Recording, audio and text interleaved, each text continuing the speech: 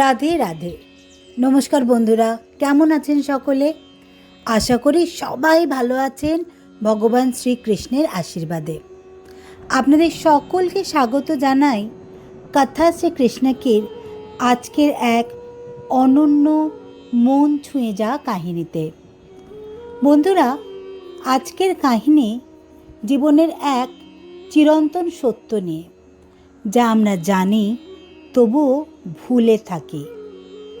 শ্রীকৃষ্ণ বলেছিলেন, জীবন মানেই প্রতিটি মুহূর্তে নিজেকে গড়ে তোলা।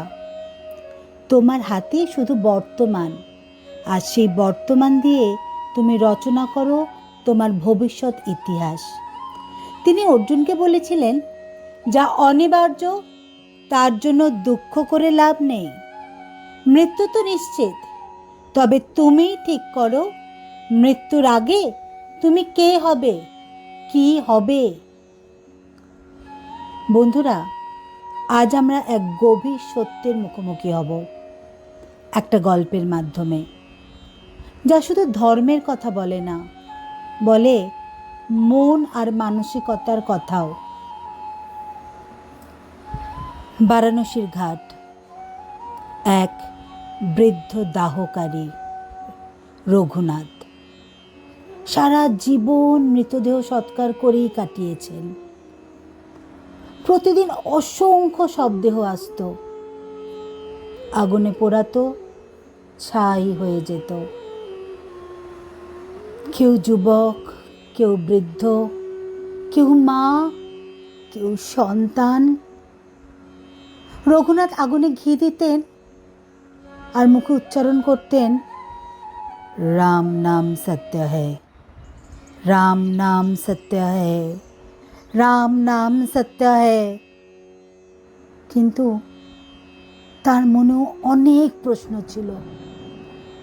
এত বছর ধরে এত মৃত্যু দেখেও একটা জিনিস তার বুঝে উঠতে কষ্ট হতো, এই জীবনে আসলে আমাদের করণীয় কি? মৃত্যু তো সবার আসবে, তবে বাঁচার মানে কি? একদিন এক কিশোরের শবদেহ আসে।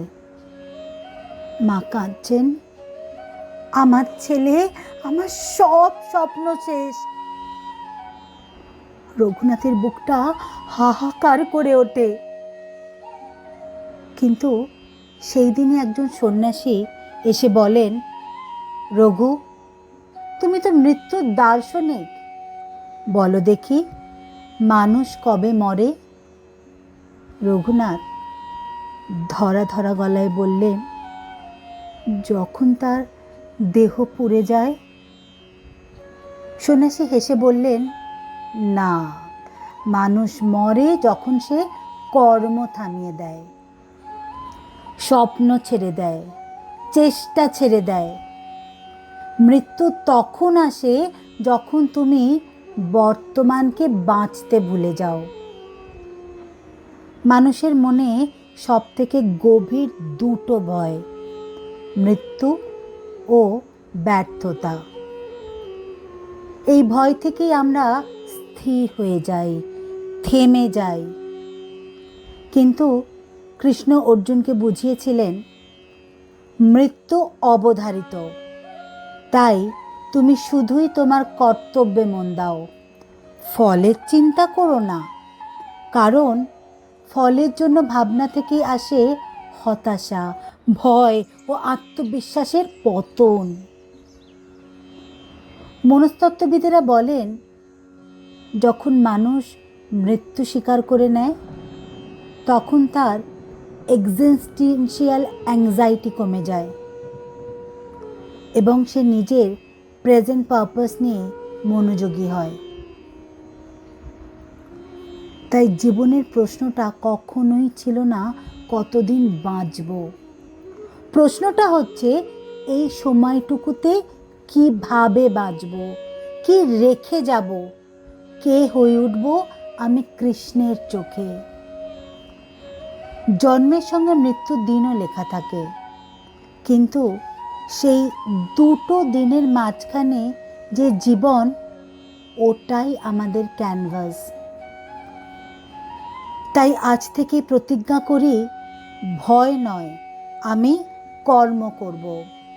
কারণ মৃত্যু তো আসবেই, কিন্তু আমি চাই কৃষ্ণের সামনে দাঁড়িয়ে বলতে, আমি আমার কর্তব্য পালন করেছি। আমাদের কর্ম, আমাদের সাহস, আমাদের দয়া, এই সবই হলো কৃষ্ণের প্রতি আমাদের ভক্তি। বন্ধুরা, এই বার্তাটি যদি আপনাদের হৃদয়ে স্পর্শ করে, তাহলে লাইক আর শেয়ার করুন কথা শ্রীকৃষ্ণ কি, আর কমেন্টে লিখুন, ভয় নয়, আমি কর্ম করব। আমি ভয়কে ছেড়ে কর্মপথে এগোব। রাধে রাধে।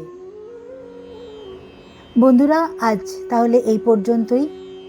আবার আসবো নতুন এক কৃষ্ণ কথা নিয়ে, শুধু আপনাদের জন্য, কথা শ্রীকৃষ্ণ গীতে, যেখানে কৃষ্ণবাণী কথা বলে আধুনিক জীবনের ভেতর দিয়ে।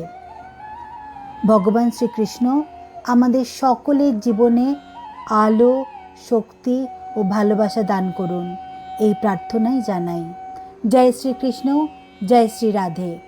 সবাই ভালো থাকবেন, সুস্থ থাকবেন। নমস্কার।